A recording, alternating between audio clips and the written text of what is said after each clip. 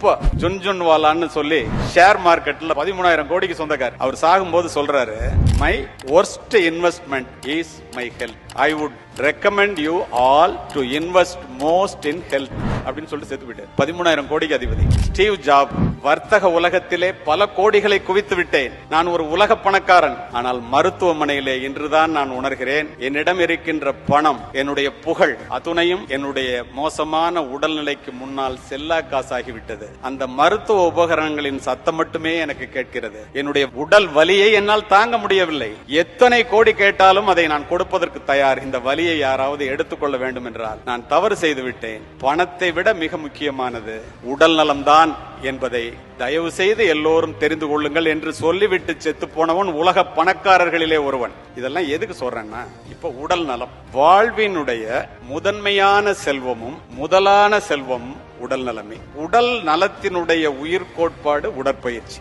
ஒரு மனிதன் மனதை மட்டும் வளர்த்து கொண்டு உடலை வளர்க்காமலோ, உடலை மட்டும் வளர்த்து கொண்டு மனதை வளர்க்காமலோ இருந்தால் நண்பர்களே, அது ஒரு நிறைவேறாத வெற்றியாகத்தான் இருக்கும். ஒரு மனிதன் ஆளும் வளரணும், அறிவும் வளரணும், அதுதான்டா உலகம். பட்டுக்கோட கல்யாணம் சொல்லிட்டு போயிட்டாரு. அப்போ நம்ம இந்த உடலை வளர்த்துக்கணும் அப்படின்னா என்னது? ஒரு வாரத்துக்கு 168 மணி நேரம். 1 மணி நேரத்தை ஒரு வாரத்திற்கு உங்கள் உடல் நலத்திற்காக நீங்கள் செலவு செய்தால், இல்ல நான் ரொம்ப பிஸியா இருக்கேன், எனக்கு அதுக்கெல்லாம் நேரம் இல்ல அப்படின்னா, பொள்ளாச்சியில இருந்து நான் சென்னைக்கு போறேன், ரொம்ப பிஸி, ரொம்ப அவசரம், பெட்ரோல் போடுறதுக்கு நேரம் இல்ல அப்படின்னா, உங்களுடைய பயணம் எப்படி பாதியிலேயே தடைப்பட்டு போய்விடுமோ நண்பர்களே. உடல் நலத்திற்காக நீங்கள் நேரத்தை ஒதுக்கவில்லை என்றால் நம்முடைய பயணம் பாதியிலேயே தடைப்பட்டு போய்விடும். இதில் எந்த விதமான மாற்று கருத்தும் இல்லை.